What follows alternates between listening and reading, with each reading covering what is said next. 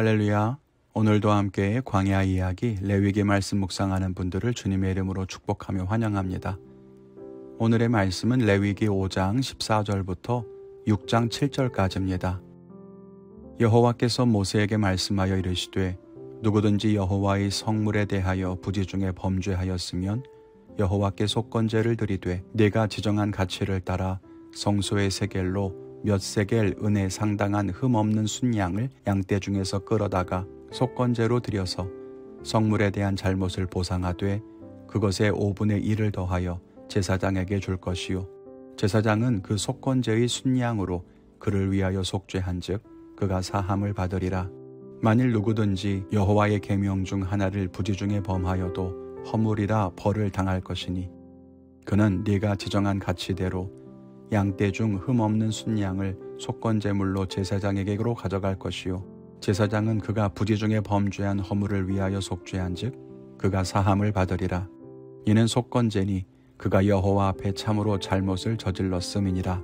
여호와께서 모세에게 말씀하여 이르시되 누구든지 여호와께 신실하지 못하여 범죄하되 곧 이웃이 맡긴 물건이나 전당물을 속이거나 도둑질하거나 착취하고도 사실을 부인하거나 남의 잃은 물건을 줍고도 사실을 부인하여 거짓 맹세하는 등 사람이 이 모든 일 중에 하나라도 행하여 범죄하면 이는 죄를 범하였고 죄가 있는 자니 그 훔친 것이나 착취한 것이나 맡은 것이나 잃은 물건을 주운 것이나 그 거짓 맹세한 모든 물건을 돌려보내되 곧 그 본래 물건의 5분의 1을 더하여 돌려보낼 것이니 그 죄가 드러나는 날에 그 임자에게 줄 것이요 그는 또 그 속건제물을 여호와께 가져갈지니 곧 네가 지정한 가치대로 양떼 중 흠없는 순양을 속건제물을 위하여 제사장에게로 끌고 갈 것이요 제사장은 여호와 앞에서 그를 위하여 속죄한즉 그는 무슨 허물이든지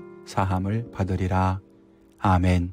오늘은 이스라엘의 5대 제사 중에 마지막 5번째인 속건제에 대한 말씀입니다. 속건제는 하나님께 바쳐진 제물이나 성물에 대해 죄를 범하거나 사람에게 해를 끼쳤을 때 그 죄를 속하기 위해 드리는 제사입니다. 오늘 말씀을 통해서 함께 은혜를 나누기를 원합니다. 첫째는 속죄와 책임이 함께 가야 한다는 것입니다. 속건제를 드릴 때에는 피해를 입힌 물건이나 손해의 가치에 5분의 1을 더해서 보상하고 흠이 없는 순양으로 속건제를 드려야 했습니다. 즉 피해 보상과 제사를 동시에 행해야 했던 것입니다. 예전에 밀양이라고 하는 영화에서 보면 아이를 유괴해서 죽인 사람이 자기는 이미 자기의 죄에 대해 하나님께 회개해서 죄를 용서받았다 이렇게 말을 하는데 아이의 엄마가 오열을 하죠. 내가 용서를 안 했는데 누가 용서를 하냐고요. 어쩌면 오늘날 많은 그리스도인들이 오해하는 부분이 아닐까 싶어요. 죄를 짓고 하나님께 회개하면 자기가 지은 죄에서 완전하게 자유로워진다고 생각하는 거예요. 그렇지 않습니다. 물론 죄로 인한 형벌, 즉 죄로 인해서 사망에 이르는 하나님의 심판은 회개함으로 사함받습니다. 그렇지만 죄로 인한 결과는 세상에 남죠. 내가 사람을 때리면 하나님께 회개해서 폭력에 대한 죄를 용서받지만 맞은 사람의 상처와 마음의 상처는 남아요. 그것은 우리가 책임 있는 자세로 갚아가야 하고 용서를 구해야 하는 부분입니다. 그래서 회개와 책임이 함께 가야 한다는 것입니다. 그것이 진짜 용서받은 그리스도인들이 가져야 하는 자세입니다.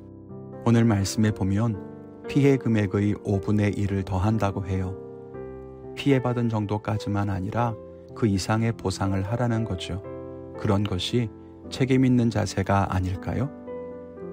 두 번째는 용서받지 못할 잘못이 없다는 것입니다. 오늘 말씀의 마지막을 보면 제사장이 그의 죄를 속죄하면 사함받지 못할 죄가 없다고 말씀합니다. 그것이 성경의 선언입니다. 하나님께 사함받지 못할 죄는 없습니다.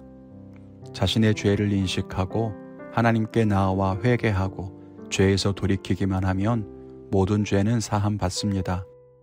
속죄제와 속건제를 통해서 하나님에게서 멀어진 것을 정결하게 하든 자기의 죄를 보상하고 하나님께 사함을 받든 죄에서 자유로울 수 있습니다.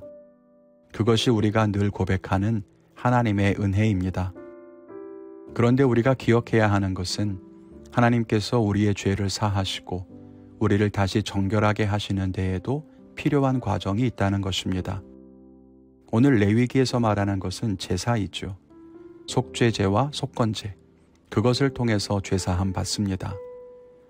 하나님이 우리를 사랑하시는데 우리를 그냥 용서해 주시면 안 되나요? 왜 굳이 이런 절차를 요구하시는 것일까요? 어쩌면 우리가 죄와 용서에 대해 깨닫게 하시려는 것은 아닐지 모르겠습니다. 재물에 손을 안수해야만 재물에게 죄가 전가됩니까? 그냥 기도만 해도 재물에게 죄가 옮겨질 수 있잖아요. 그런데 안수함으로써 우리의 죄가 이렇게 재물에게로 옮겨간다는 것을 눈으로 보고 경험하는 거예요. 감각적으로 인지하는 것입니다.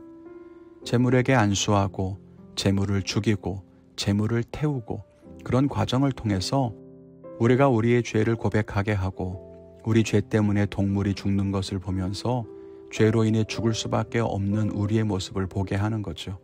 이런 과정에서 우리가 죄와 용서를 경험하게 되는 것입니다. 교회에서 예배를 드릴 때나 절기를 지킬 때에도 이렇게 감각적인 부분을 활용합니다. 부활절에는 흰색으로 꾸미거나 사순절에는 보라색으로 교회 내부를 장식하고 꽃꽂이나 현수막을 통해서도 어떤 이미지들을 만들죠. 그렇게 우리가 기억해야 하는 것을 기억할 수 있게 돕는 것입니다. 중요한 것은 속죄제와 속건제를 통해서 우리의 죄를 사하시는 하나님의 사랑을 기억하는 것이고 용서받지 못할 죄는 없다는 사실을 우리가 꼭 알아야 합니다. 오늘 저는 제가 준비하는 예배에 어떤 이미지들을 만들고 있는지 또 어떻게 무엇을 성도들과 나누고 싶어 하는지 함께 생각해 보고 또 우리의 모습을 돌아보기를 원합니다. 여러분은 어떤 결단을 가지셨습니까? 오늘도 우리의 모든 죄를 사하신 하나님의 그 사랑 안에서 믿음으로 승리하시기를 바랍니다. 감사합니다.